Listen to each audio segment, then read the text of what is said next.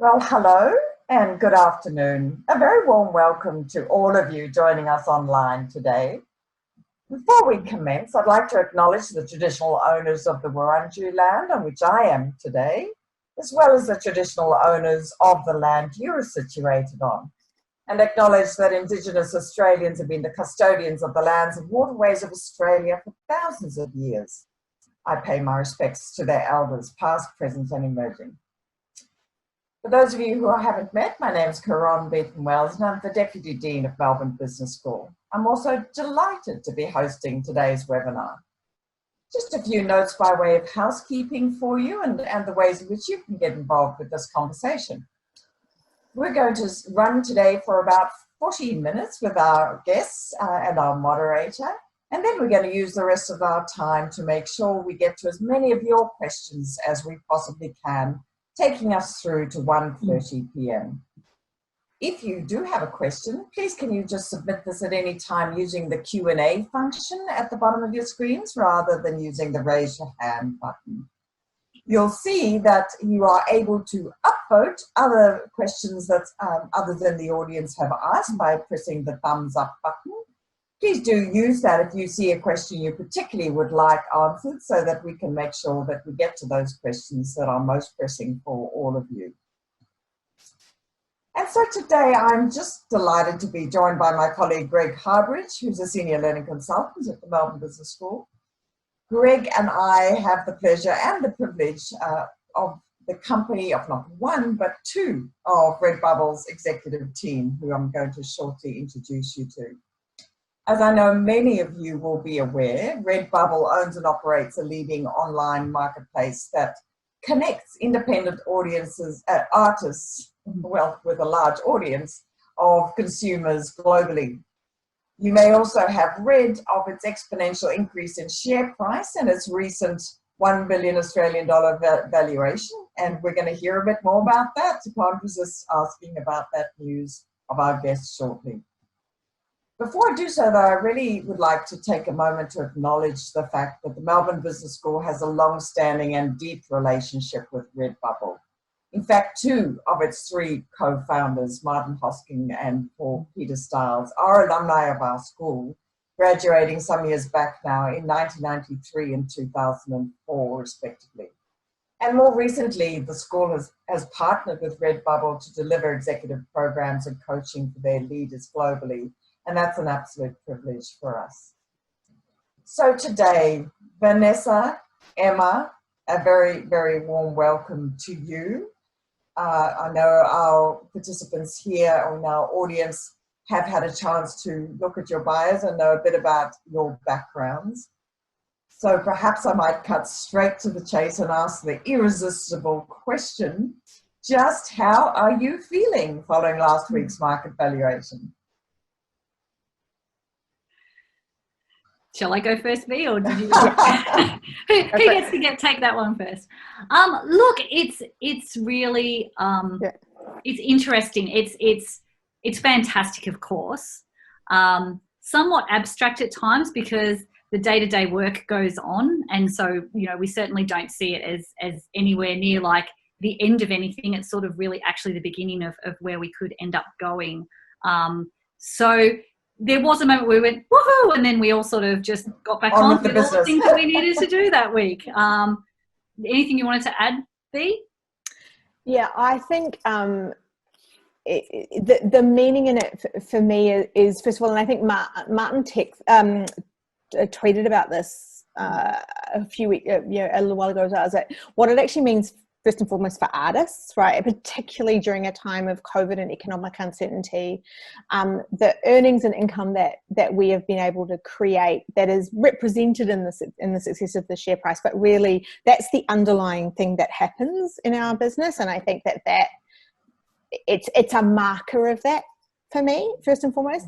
And then I think also for our people, I'm the head of people, so of course for our people, like past and present, it's a moment that's been hard fought for, and I'm pleased and proud on their behalf, and that they're seeing the acknowledgement and validation of all that work many, many years. Right, and it kind of, I think, gears us up for the next hurdle, and that is both in the short term. So we're just heading into our holiday season, our peak season. So it's nice to get that, that gas in the tank, given that everybody is at home and it has been a really hard year. And then also as we think for the next 2 to 3 years, like I think we're in an incredible position of privilege, and we're all very kind of aware of that, and what are we going to do? What are we going to do next? Yes, well, I can understand why it was back to business as usual quickly, but at the same time, such a milestone and such a credit, as you say, to so many, and so much hard work over many years. Greg, over to you. Yeah, sure. Thank you, Karan, and welcome to everybody who's joining us. Yes, it's just interesting. As I just listened to you then, Emma and Vanessa, I was just really struck by the time scale of things. Emma, you used the word, it's a beginning of something.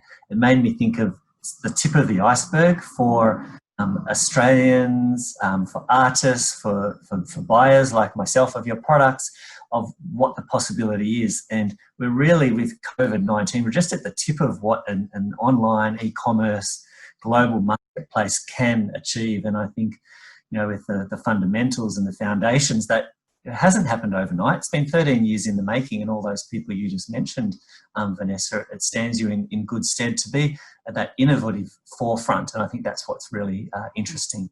So this conversation, we really want to focus on the time that has been this COVID period. And to get us started in a moment, I'm going to ask for a poll to be run, and that poll will allow the audience to choose where they would like us to focus first. But before we do that, I just want to take a moment and put our minds back to February this year, February 2020. It's hard to do. I was having conversations with both of you and your colleagues across the Exec. We were planning an in-person executive retreat, which I was just lucky enough to come along and be part of. Well, theoretically, I was going to be as a facilitator of that retreat, and we were working through that. But then there's been a number of changes since in February.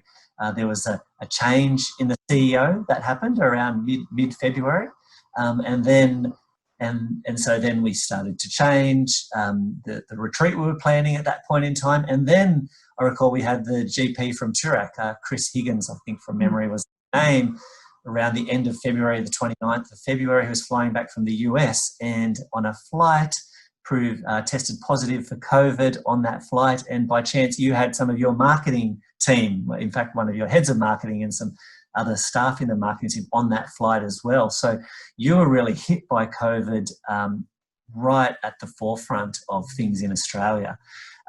Also owning Redbubble Group, owning TeePublic, based in New York, and we also saw what was going on in New York. So you were hit by extreme turbulence and extreme change very early in the space of a couple of weeks, really, from changes in CEO to having to think, well, what's our COVID strategies, what are our scenarios? And then that's played out. You've had a lot of challenges and a lot of tensions and a lot of decisions to be made along the way. And one of those was a restructure during the period as well, Redbubble's first major restructure. So it's been quite the 6-month period as I look at it from an outsider, that has been. So I guess I wanted to lay some of those foundations for the people out there to help the people choose as we pose now. And Danielle, my colleague, if we could run the first poll, and people, if you could hold in mind some of the context of the last 6 months I just mentioned, what would you be most interested in us focusing on to start our conversation? So please, you've got a chance to vote there. So if the audience would like to vote, that would be fantastic.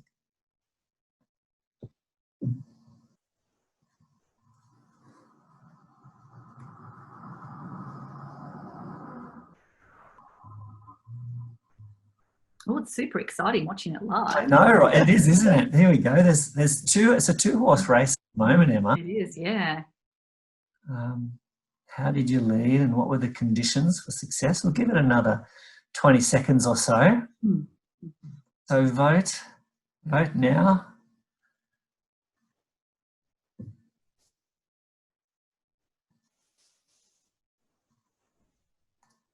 Okay, we'll give it just 5 seconds. Well, here we go. So it looks like we've got our first poll. So Vanessa and Emma, the question that came in, obviously, as you can read there, how Redbubble led a global business during a turbulent year, and hopefully some of those background circumstances and situations you found yourself in provide a little bit of a springboard to launch into that. So over to you, Vanessa. I'm looking at you. So how did Redbubble lead a global business during the turbulence that has been 2020? What comes to mind of a few things? Just, I know there's a lot to it, but just a few key things that are coming to mind, Vanessa, for you. So I would probably focus on a couple of things. One is, so we went early with a lot of things, like offices are shut, everybody's home, and how do we set up our employees for that, and what tools do they need and what support do they need, and how do we structure that. And we made that call that second week in March after the public holiday, and we continued to renew that ahead of what we thought the requirements were going to be. And I think that set us up well in terms of, it gave us, control over the things that we can control. It put back for our employees decisions that they could then make because they had certainty from us, and a very high level of transparency about we're making the best decisions that we can with the information that we have. As information changes, we will make more decisions. Please let us know, give us feedback on that. And then I think the second is, you have this moment, right, where you're either going to go with kind of like a high trust environment as a leadership group, or you're not. And we had, Emma at that stage, had been with us eight months, maybe 9 months. Martin had stepped back in. We were working increasingly with Adam from TeePublic, and that could have gone either way. And I think from the behaviours of those who had been more in the leadership team for longer, we went with, let's go with trust first. And then finally we set up discipline around, we met daily. As Martin and his direct reports, we met every day, including the weekends, for that first period of time, just for half an hour, 7:30 in the morning Melbourne time, and just triaged everything. And I think that was very important for the leadership of the business and the performance of the business, and then also the leadership of our people. Thanks, Vanessa. There's a few key themes there, just to reflect them back, and Emma, in a moment you have a chance to add to them or build off them. But I really heard that, Vanessa, that deliberate choices as a theme. So one, deliberate choices around communications, as you were referring to, making it transparent, making it frequent. That deliberate choice also to trust your peers and other people across the business around what it is that they're doing. When there's a lot of complexity, trusting people's good intent is what I heard you talking about. And then that piece of the regular connection with the other people in your exec team. Was there anything, Emma, you would add to that or extend from some of those themes that Vanessa just shared? I think, the important thing about the daily check-ins is we still have them 3 times a week, even now. So we went from having them every day, including weekends, to having them every weekday, but we're still 3 times a week doing a daily check-in. We have moved it to a more respectable 8:15 start in the morning, but it's still occurring. So that has been a discipline that we've maintained and continues to help us throughout this period, because it means things don't linger for a long time being unaddressed, and we can respond to things as they change in our external environment super, super quickly. And so that's been really valuable. I think the other just couple of extension points I'd add is, for those who aren't aware, Redbubble runs quite a global presence. We're in this really unique situation of being Australian-based, but only 6% of our revenue comes from Australia. 65% of it comes from the US. And also from a workforce perspective, we're really, really quite diverse as well. So we've got a team almost as large as our Melbourne team in San Francisco. Then, as you mentioned earlier, Greg, we've got a team of a whole business in New York. And then we also have a team in Berlin. So I think also one of the things that was advantageous was actually remote working in some ways works really well across time zones, because people don't have commutes in the morning that mean that they can't catch up with people. So there's been lots and lots and lots of early mornings. But what we were able to do is really keep our finger on the pulse as to what was actually happening in those countries. So even though we were based here in Melbourne, and Vanessa's actually in Auckland at the moment, and I had a team member who was trapped in the lockdowns in Spain. So as we spend a lot of time with each other. As we did that, we were able to really keep our finger on the pulse as to what was actually happening in the general environment in those countries, which, given that actually we sell our products largely in places that aren't here, like that was super important to be able to manage the business too. I mean, when we were first thinking about introducing masks, for example, you know, everyone in Melbourne's like, masks? Why would you like, huh? Whereas everyone already in the US was starting to be like, hey, we need to wear masks, and in Europe. So having that geographical reach, I think, was really helpful to us as well. Thanks, Emma. And there's a lot in what you just said there. One of the things I found myself thinking about was a comment you made earlier on the daily meetings and just how important they were. And Emma, I was speaking to you a couple of weeks ago, and you'd shared that with those daily meetings, as Vanessa alluded to before, you were in the business for about 8 or 9 months before all this started to happen. And you were reflecting to me that those daily meetings did a lot for increasing, I guess, the comfort in amongst the discomfort. One of the things we spoke about was sometimes there's a tendency in crisis or in times of high uncertainty, ambiguity, that there may be a pull back to where we feel safe. And that being often our functional expertise or our functional areas of the business. But as I think about that question, how did Redbubble lead a global business during a turbulent year? It was something that we made conscious choices to actually resist getting pulled back into the safe or normal. Is that fair to say? Absolutely. I mean, you know, it's a group of 7 of us that meets every morning, and, you know, facing such a highly uncertain and volatile environment externally, like none of us pretended that we knew the answers, even for our own area of expertise. And so I think, coming back to Vanessa's point about high trust, you have to show vulnerability to not pretend you have all the answers. And sometimes, particularly as an executive, you can get sucked into thinking that you should pretend that you have all the answers, even if you don't. And so, yes, 100%, Greg, it was a conscious decision on all of our parts, coming back to that high trust piece that Vanessa mentioned, to express, like, those meetings are a safe space where we can say, look, I'm seeing this, I'm not really sure what it means, or it could mean X or Y. What do we all think? And so that's been super helpful. And particularly for me, I think even more so for me, being so new and not having so many years of historical context with the business. Yeah. Thank you. Yeah. Emma? Vanessa, please. I would build on that. I think there were two other factors that were kind of coming into play. One, from looking at the business and the performance of the business, we were able to see, we had the 2 data points, because we would have the Redbubble marketplace and the TeePublic marketplace, and even just having more than one let you think, well, is this a trend or is it a not trend? So that was kind of, we had all the cities, but then we had the 2 marketplaces, and I think that was incredibly helpful, and we really made a lot of that. Right? We really explicitly talked about that, and through this, I think we accelerated our learning of each other's marketplaces. Like, that's a really fortunate effect of those daily meetings. And then the other, to build on what Emma said, was we're 7 leaders leading a business who happen to also have functional expertise, but we also happen to have, you know, we also had full lives that were going haywire, as well as were that of our employees, and you needed to know that you could get back up. And, you know, I'm happy to say, in the middle of this, I dropped everything and relocated to New Zealand with the support of my colleagues, and that meant that for, you know, a 10-day period, our CTO was writing people policies, you know, with my team, because we were doing all the other things, and we backed each other up in different ways, and that foundation now carries us forward, right? Because we've got that, and it feels very natural now.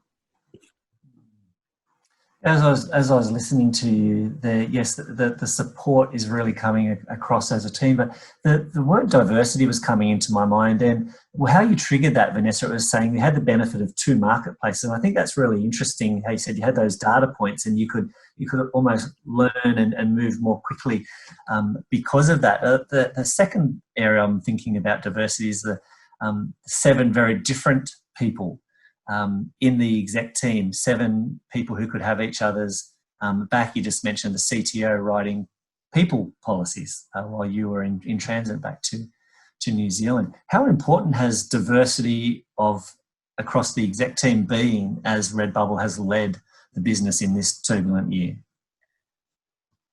So I think it's been incredibly, and the other thing to think about is there was the team of meeting daily of Martin's direct reports, but we had a wider network, the wider executive, and then we would pull on, hey, we need to find out what's going on in Berlin. call the person in the learn, or what's CS seeing, or so you have this regular rhythm of happening of the daily meetings, but we're also pulling in all data, everybody from all of the teams. So thinking really laterally about who are the other experts we should bring in, who are the other leaders that we should bring in, so you don't end up in an echo chamber with just that small group of Martin and his direct reports as well. So I think that was another part of it, that if you're aware when you don't have go seek it out.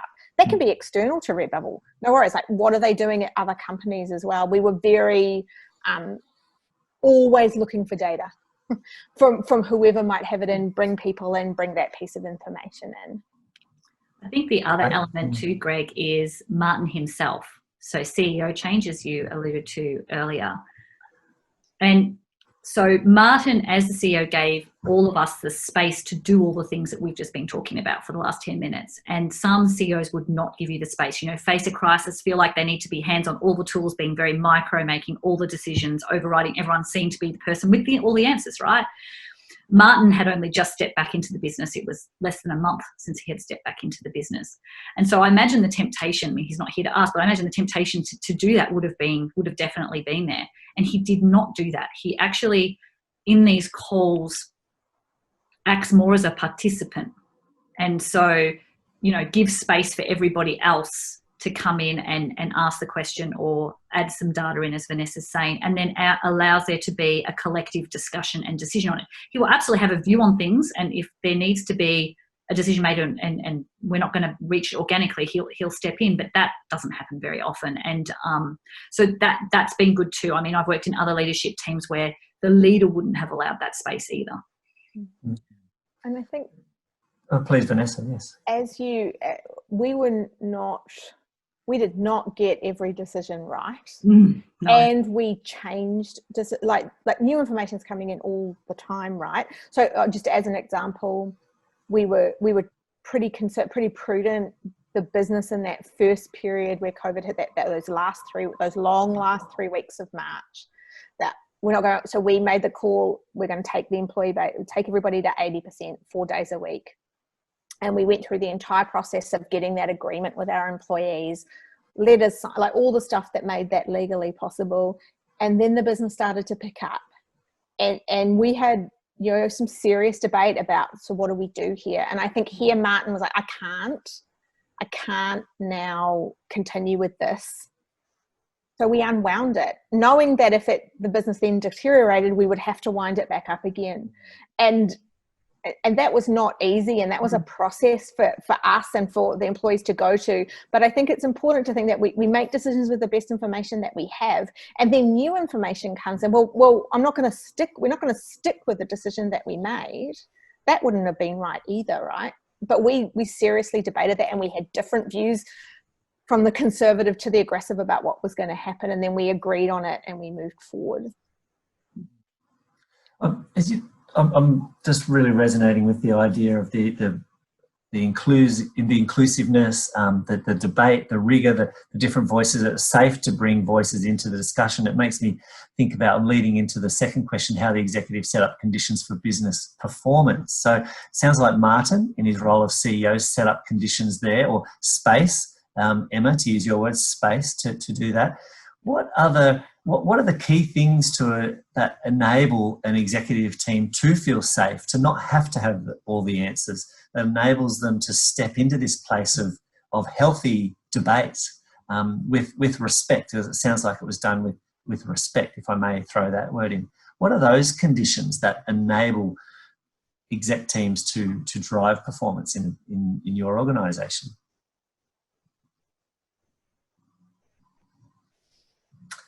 You can go first if you want. It's fine. I thought you go. Yeah. Oh, so I obviously think I'll answer your question on two fronts, Greg. So one is that I think it comes back to not being afraid to get a decision wrong and then changing that decision based on new information and being flexible in that way. And I think Redbubble does have an advantage, being a young, nimble, agile company. Like, if I think about my banking environment days versus my Redbubble days. I mean, Redbubble is naturally more experimentation prone and quicker, and quite often will take new information in and change a decision. So I think that is part of the culture. So the culture is supportive of that. The leader is supportive of that.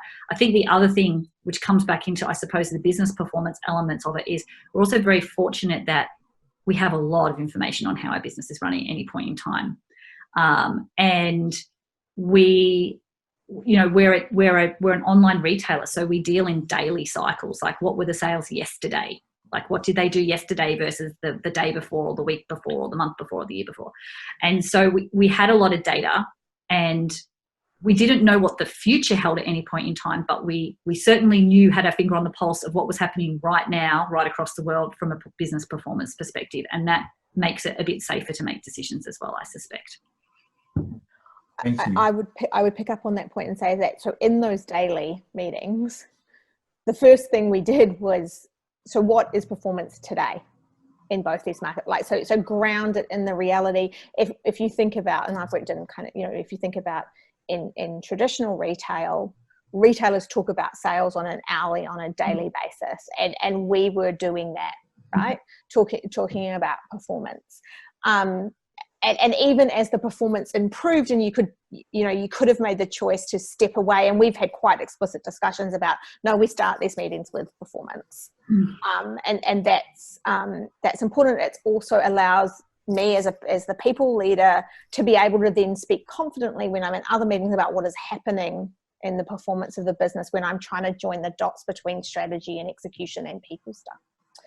I think the other thing is, there's power in having had periods of poor performance, because you know what you don't want, and you're very aware of the mistakes that have maybe got you to those places. And I think I think that it just drove a tenacity in us, and particularly that period where the business did not do well, like in 2000 when COVID hit. It gave us like that lights a real fire, right? For me, it's like we have employees, we have artists. I want this business to thrive for them, and that drove us. Yeah. I mean, the context was, like, for the audience who don't have the same level of detail about the intricacies we do, obviously, when COVID first hit in mid-March, performance suddenly went hugely volatile, and like the swings in sales on a daily basis were an absolute sight to behold, completely unpredictable, but generally bad, but completely different every day. And so, you know, we went straight into cash mode. Do we have enough cash? You know, what are we going to do if this settles at a low level? How are we going to motivate everyone back to the 80%? You know, all these kind of things. So we had that for about 2.5, 3 weeks, felt like the longest 2.5, 3 weeks of my life. And then it turned around. So you can sit here now at the end of it, like, no, it's not the end of it, but, you know, you can sit here now 4 months down the track, 5 months down the track, and go, it's great, it's a $1 billion company, sales growth is really good. But to Vanessa's point, we all have lurking in the back of our head that middle of March, which actually has made us much better leaders, because we do not take anything for granted. I'm thinking that middle of March period, as you alluded to there, probably online purchasing, from what of my understanding, across marketplaces. So it just went down as the search terms became, surprise, surprise, COVID-19. People were buying toilet paper and alcohol in the middle of March, and if people can remember back that far. They weren't buying anything else, as far as I can tell. Hopefully they still are buying the toilet paper and the alcohol. I'm not necessarily endorsing that, but yes. So get a sense of those ups and downs. What I'm thinking about this second question too, how executives set up conditions for business performance, and I'm thinking, I alluded to it at the start, you've been two of that team of 7, and input from wider people to plan and manage a restructure as well. You want to talk about that? What was really drove that? What set you up for success, or even the conditions for that? Had Redbubble done restructures before or not? And how did you run that process? What did you do to set up conditions for that to support the growth of the business in this really challenging time when people are probably feeling fatigued already? Do you want to go first, Yeah, Bea? I'm happy to start there. Is that I think first and foremost, it's we unrelated to COVID, we're making a decision to simplify the strategy and to focus on particular things. So there was a strong strategic underpinning for why we would simplify the organization. So I think that was in our favor. It had a cost reduction endpoint, but it was not for that, right? It was to enable the business to succeed in its next iteration as we grow. The other is we knew that this process of tight working together of the small group was getting us good outcomes. So we just used that. We extended those 30-minute meetings to be a number of 2-hour meetings, and we made decisions through that process.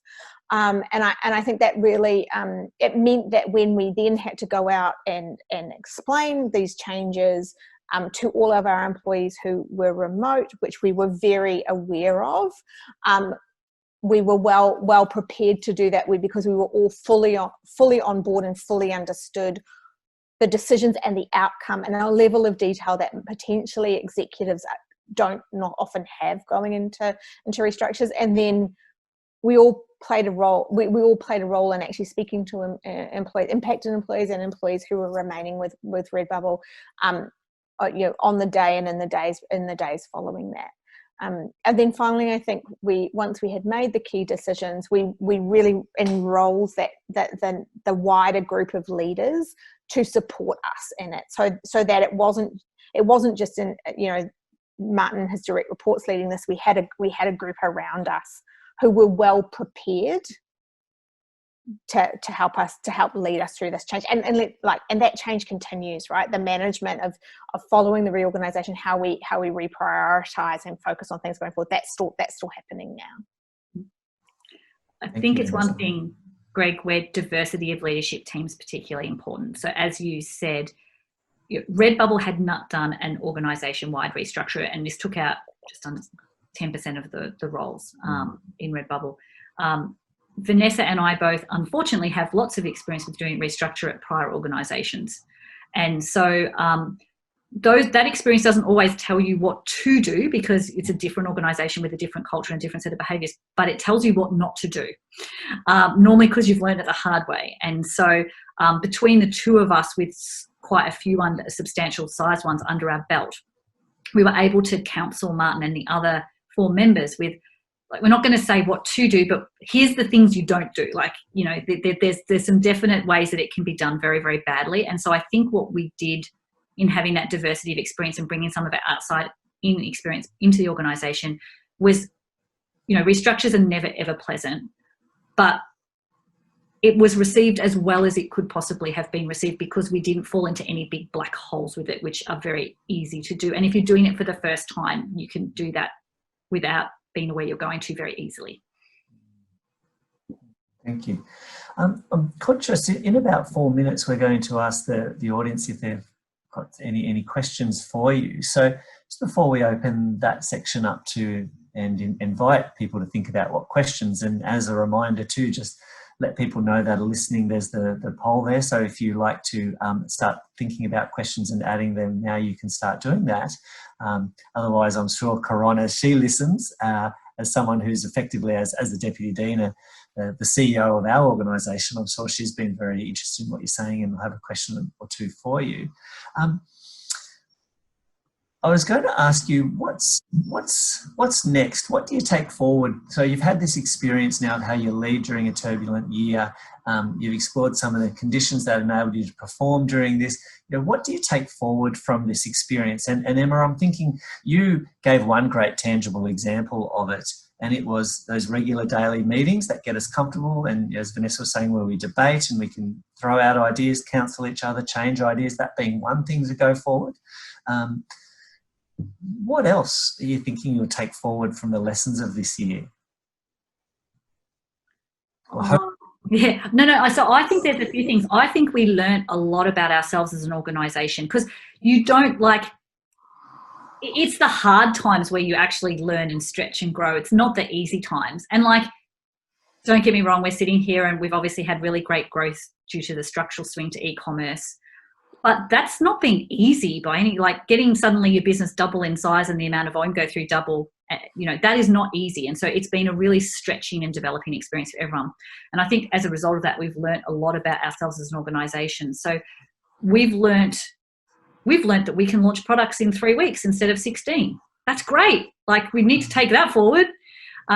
We've learned that when you operate in a high trust environment and you believe the best of people as an ingoing assumption, people work really hard and are super productive and can do things remotely that you didn't think they could do. So we should take that forward too. The leadership stuff that you mentioned earlier, the more frequent catch-ups, like, take that forward. But don't take it forward in a way that is disempowering and micro. Take it forward in a way that's the opposite of that. So I think like that would be 3 I'd immediately jump on. I'm sure there's lots of others. Vanessa will have others as well. Thank you. Yeah, Vanessa, your thoughts to that? Yeah, I think one of them is interesting. So we've always had a dispersed leadership team, right? And that we've had some people in San Francisco, Melbourne, New York, and Berlin, but being fully remote and everybody's on a screen is actually been the democratization that's come with that, and the equality that has come with that is something that we're very consciously taking forward when we think about our workplaces and the ways teams work even post-COVID, right? Because it's way more effective than it was when we were having some people in an office and some people at home or one person in different offices. But I think picking up on Emma's points, so this period has been a period of intense execution, right? Like, we have actually just got things out, and I feel like you really improved our match fitness. I'm not one for sporting analogies, but I'm going to go there, and I think it's now, how do we sustain this level of performance, and we're taking very deliberate steps to make sure that we can, so that we continue to kind of prioritize better, do less and achieve more, measure success, get things out faster, iterate more, those types of things. And then finally, I would say though that we're also becoming increasingly aware of our obligation to allow people to take a break. Mm-hmm. And we actually, I think, sure, like many employers are finding nobody's taking vacation, nobody's taking holidays, and we're worried about burnout or just people only working because their work is in their home. And we're taking some pretty conscious steps to encourage people to take that time away, to make meaning in their lives away from a screen, because that will continue. And you could get into a trap of kind of the addiction to the peak performance. And we role model that, right? So we take it back. And Martin's amazing at this, right through my time working with him over the last 5 years, about taking a break, actually signing off, trusting to delegate. Others can make good decisions, and making sure that those processes are in place. I saw, thanks Emma and Vanessa for those thoughts. And Karon, I saw you nodding quite strongly when Vanessa was just talking about the well-being and the tendency for people to make work the meaningful thing in a time like this. And I saw you really strongly relating to that, Karon. So in a moment, Karon, I'll throw back to you, and we'll get some questions from the audience or yourself, Karon. But I kept thinking as you were just, Emma and Vanessa, as you were just replying to my question, that classic quote of "never let a good crisis go to waste." And it sounds like, as I listen, when I think about the things you just said, like the cycle to release a new product is down to 3 weeks, from 3 or 4 times that of previously. Sounds like you haven't let the crisis go to waste. But not just on the products, but then also on the people side of things, linked to what you were just saying, and just how valuable and important that is, Vanessa. Thank you both. We've got the foundations, Karon, for some Q&A. So over to you, please. We sure have. Thank you. Yes, I do have some questions of my own, but let me put myself second, and let's direct some of the questions we've had received from the audience to Vanessa and Emma. The first one we've got with 2 votes is as follows: 6 months on from working remotely, how are your people feeling in terms of their mental health, their sense of well-being and connectedness? And have you had to change your approach much to maintain connectivity? Okay, I would say people are getting a little tired, mentally flat at times. Clearly the business performance, as we discussed earlier, is energizing, but even still, like, people are not disconnecting as much as what we would like. So we are, as Vanessa said, consciously encouraging people to take small breaks. I mean, we know we're challenged in the sense you can't say to people, hey, take 2 weeks off, because they can't go anywhere. And then that becomes a bad thing you've asked them to do, not a good thing. So trying to get a good balance there is important. Also, I think there's increasing emphasis. I know certainly from, if I think functionally about my own team, increasing emphasis on social engagement. So, once a week we have a lunch dial-in that is, you don't talk work. It's just bring your lunch, sit down, have a bit of a gossip with each other remotely.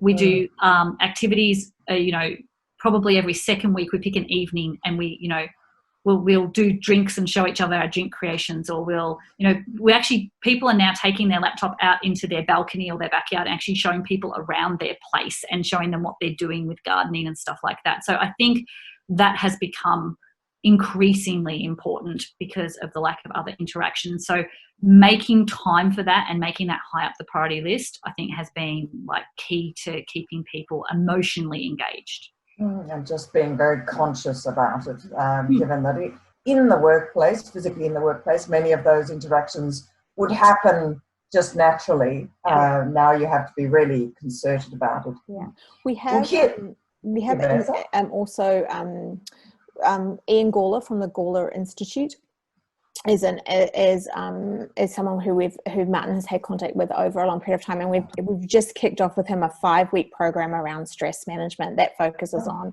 the physical, the mental, the emotional, the spiritual, and giving a forum for employees to, for everybody to opt into that, encouraging people to share it with their family members, recording it so it's available repeatedly. And we'd used third-party content in the past, but there is a power in having something that is intimate to Redbubble, and we've gotten really good feedback about that. And then importantly, we've scheduled it in the middle of the day, like in Melbourne time. We're asking people to move other meetings, like make this a space. People can opt in to do the alleviate stress workshop, but they could also just have that hour to sit quietly. I just want it, to be a quiet time across the organisation for people to take a moment. I think also too, Redbubble's been quite good at letting people bring their outside life in. So I always think there was one meeting that myself, Vanessa, and Daniel, our CTO, were having. She's laughing because she knows exactly what meeting I'm about to say. Relatively early on in, and we were discussing something pretty serious. And Daniel's daughter was crying on the bed behind him about something. Vanessa's son came in halfway through, dumped a Tonka toy truck in her lap and told her that it didn't work. And then my daughter kept coming in and hugging me and telling me that she loved me in the middle of this conversation, but there's an eel on me. And we all just looked at each other and went, this is the way it is now. Like, this is real, right? And so one of the things I think Redbubble has been really great at is, we're all working from home, but we all aren't pretending that we don't have other things, and that this isn't at times super inconvenient. So I think that's been really helpful in terms of keeping people's mental well-being up. They don't have to hide the other parts of their life. No, I certainly can relate. Actually, for me, being relatively new in my position, it's been the most wonderful opportunity to get to know some of my staff as people in a much more rounded way than I might have been otherwise able to do. So I've actually met children, I've met cats, and other species that live in my colleagues' houses that I'm sure I would probably have never known about. So let's change tack a bit. There's another question here. You did mention, I think it was you, Emma, about the restructure. And the question is really quite a pointed one. What would your advice be not to do in a restructure? A list. A couple of things.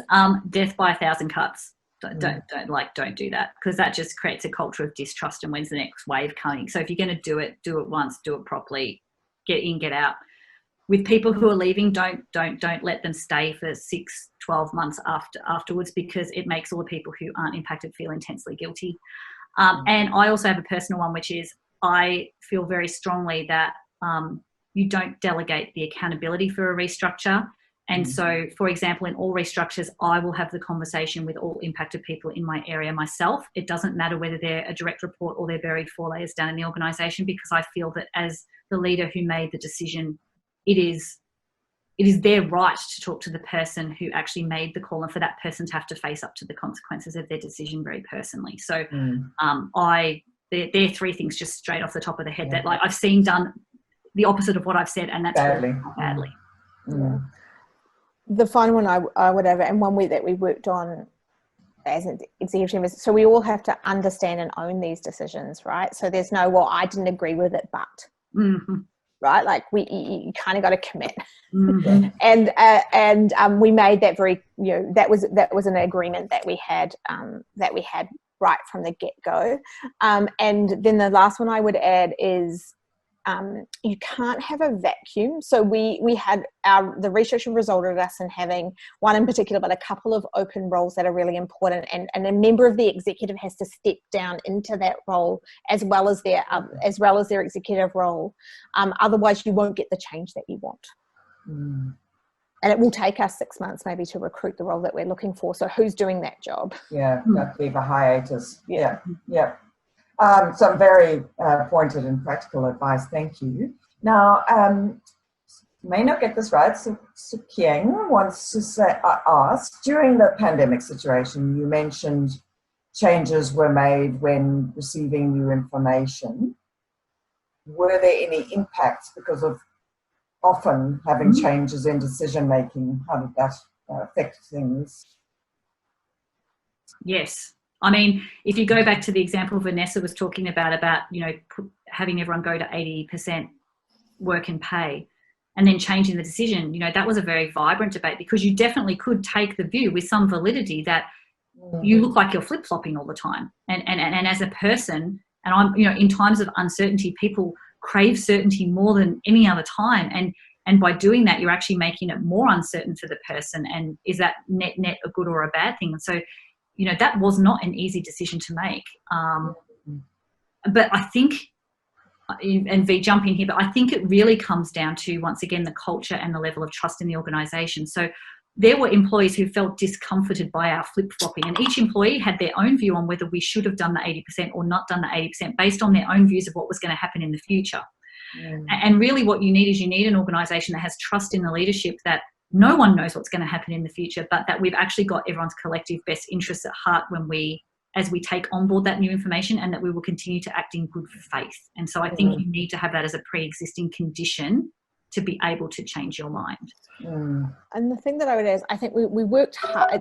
It's an interesting thing. I think because now it's become our new normal, but we worked way harder on our communication than we did when we did anything in person, right? Because we were more prepared, more scripted. We thought more about the mechanisms: Slack, in-person, video, email, who would be sleeping, who would be awake. Then we were way more mindful than we had ever previously been, and we're taking that forward, right? And there are a couple of members of my team who really came to the fore in that, and are our leaders in how we communicate now.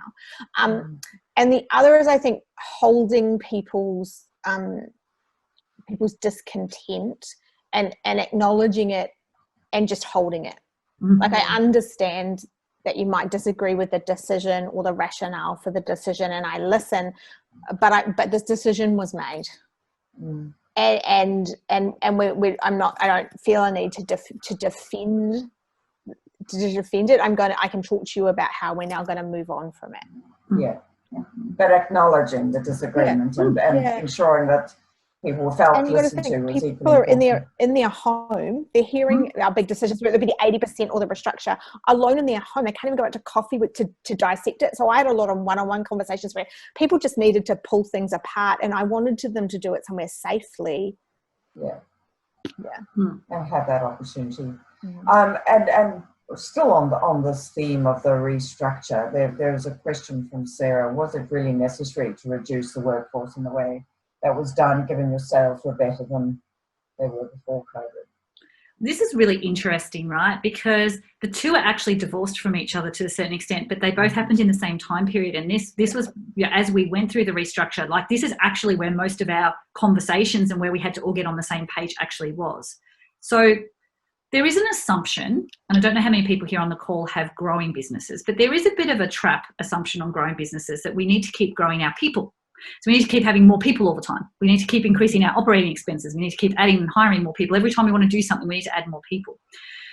More people is not necessarily more efficient or effective. And we were already, we came into COVID in a position where there was a perception that our cost of doing business as an organisation was too high. There's some validity to that when you compare us to peers. We needed to get people more focused on the fewer things that we wanted done well anyway, and actually having too many people, and I'm not saying for a moment that people were sitting there with nothing to do, because that certainly wasn't the case, but were they doing the right thing for the maximum impact, or were they doing too many things, tripping over each other, and therefore we weren't getting very much done at all effectively? It's probably more the latter than the former, to be honest. So we needed to do this anyway in order to get ourselves right sized, to be having the right number of people, that there's the right number of people to focus on the right number of things and not trip over each other. COVID then comes along, and so really the decision was, do we still do this? And so we decided, yes, we would still do this, but we understood that it would be so super easy for people to conflate the two things. Either you're actually making people redundant because your performance isn't as good as what you say, or actually you're making people redundant because you're taking advantage of COVID uncertainty to to hide behind that. And we were very clear both internally and externally with our messaging that no, we needed to do this, and anyway. we decided to do it anyway. Yeah. And the point that I would add over the top is for the employees who left us, who were fantastic employees and who we are supporting to find opportunities within tech, within the tech community in Melbourne and San Francisco. And we were also took into account the uncertainty in terms of how we supported them on exit. And so that we could say that we feel we have to do this for the future of the business and as custodians of Redbubble, but we are going to do it in a way that is consistent with our values and ensures that people have security, like particularly in the US in terms of healthcare and things like that going forward. And as the people who did those conversations, we know that for those employees that they that was okay for them. And I'm sure taking that approach was as important and salient to those left in the organisation as it was helpful to those leaving. Mm-hmm. Quite a different question now here. Could you provide some examples of key actions Redbubble took to shorten new product release lifecycle, specifically in areas such as artist acquisition and activation, production and delivery? So this isn't, it's a very interesting question because there's numerous small examples. I'll try and string together something that's cogent. We had done some platform investment over the past sort of 2 to 4 years that actually meant that a lot of if I think about fulfillers, for example, had a very fragile supply chain during this. We actually route orders. So custom comes on the website, buys a product, it gets routed to the nearest fulfiller. Clearly, as shelter-in-place orders rolled over all of our fulfillers progressively as time went on, the fact that we had those APIs meant, like, we usually flick volume around to cope with volume, to make sure that the fulfillers all have the right amounts.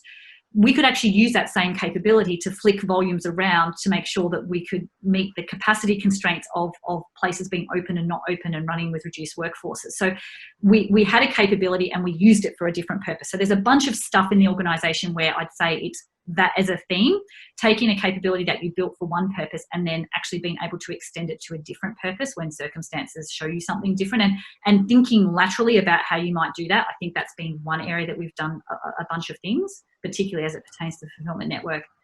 On new product, I think there's in a lot of life cycles, there is the assumption that things need to be done more sequentially than perhaps they do.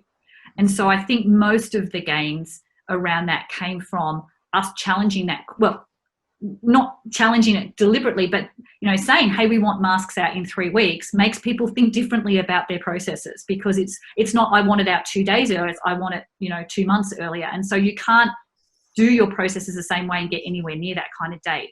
So I think putting that, and we put it out there aspirationally, so putting it out there aspirationally made people question what they did, which in times of BAU, people generally don't question what they do. And so I think when you question what you do, particularly for something you've been doing for a little while, you're quite often surprised at how you could actually do it differently if you really actually deconstructed it a little bit. And so actually a lot of our gains came from people doing that, and then also realizing that within that they didn't need to work quite as sequentially as what they had otherwise what they needed to do. And ingenuity comes from all places, right? So so you think about how you do photo shoots for masks and with shelter in place in a pandemic. There are lots of, the photographer's kids and the, designer's partner and all that kind of stuff like coming in there. Like, so if you can be nimble, we can act like a small company to get the outcome that we want in a creative way, because we can only work with the things that are in our existing household, for example, right? Yeah. And there was a lot of that was in that process as well. Yeah. And once again, having those regular touch points with the executive, particularly every day, if there was a blocker, like in normal BAU, if you've got, like, we had an exec meeting once every 2 weeks.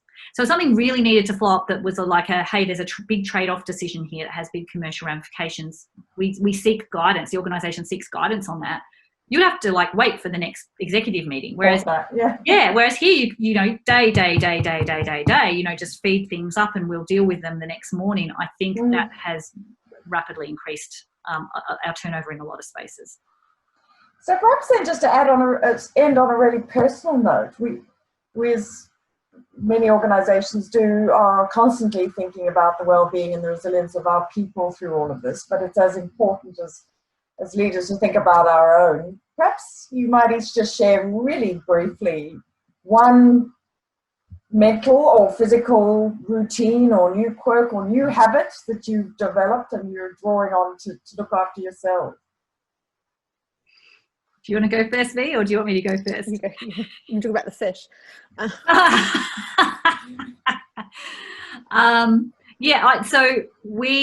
my family, I've got a husband, 2 kids, a 13-year-old and a 9-year-old. And, we've had a lot of outdoor projects that we haven't had time to do because we're always too busy doing kids' sport and stuff like that. So when we realised we really had nothing on the weekends, we decided that we would set ourselves outdoor projects and we would sort of do them together, just one at a time. And so the reason Vanessa's laughing is my most recent one is I actually learned how to do aquaponics, where you have a big fish tank and then you have like a grow bed on top of it and you grow veggies on top of it. And so I was thinking veggie patch. It was the first thing. It was close. And so I procured, like, we built it all from scratch, and then I procured, and don't ask me how much it costs to get tiny little fingerling fish delivered because it's amazingly expensive because they come in water. But I got these little trout delivered, 24 of them. My daughter decided to call them all Jeff, so they're the Jeffreys. And then every morning we go out and we feed the Jeffreys, and they've lost their fear of us because we're the food people. And so 24 little fish, swim up to me every morning and wag their tails at me because they're so excited to get fish. And it doesn't matter how solid packed your day is with meetings and how many crazy things are going to happen in that day. Who couldn't be made happy first thing in the morning by 24 fish wagging their tails at them waiting for feed? It's a wonderful perspective set up, right? Very therapeutic. And briefly, you, Vanessa? So mine is accepting help. I'm pretty independent in my personal citizenship, and I will say, arriving in New Zealand with 3 suitcases and nowhere to live, I've had to kind of rely on my family and for me and for my 4-year-old in ways that I hadn't used to, and also with my friends at work, right, to rely on them for a bit of lighthearted relief. Like, I know about the fish, and I think that vulnerability has been a really good lesson for me, because I sort of have prided myself on being able to take care of myself and my son on my own, and that is a good thing that I will not reverse, right? No, you'll take that with you. Excellent. Well, we could go on forever, but that was just delightful. I'm so grateful to both of you, Emma, Vanessa, and to you, Greg, for stewarding this wonderful conversation and for taking time out of your day to join us and to join the Melbourne Business School community. I'd like to say now to those of you who are with us in the audience, if you did enjoy this session, as I'm sure you did, and you'd like to suggest topics for more such webinars, we really do welcome your feedback. So you will receive a brief survey, and we hope you take just a moment to fill that out for us. let me draw your attention also to a number of our webinars that we do already have coming up starting next week with a fascinating discussion with Ken Roberts of Forethought about consumer normality and the trends we're seeing there in Australia and US. And you'll see a number of those there also. So please do keep your eye out on the website and register for any of those that you'd like to join us for. And unfortunately, we'll have to bring matters to a close here. But thank you again to Redbubble. We love our relationship with you and look forward to taking it to new heights. And all the best, Emma and Vanessa, for what lies ahead for this wonderful organisation. Quite an inspiration. And I'll bring matters to a close there. Thanks again, everyone, and bye-bye. Thank you. Thanks, Vanessa. Thanks, Emma.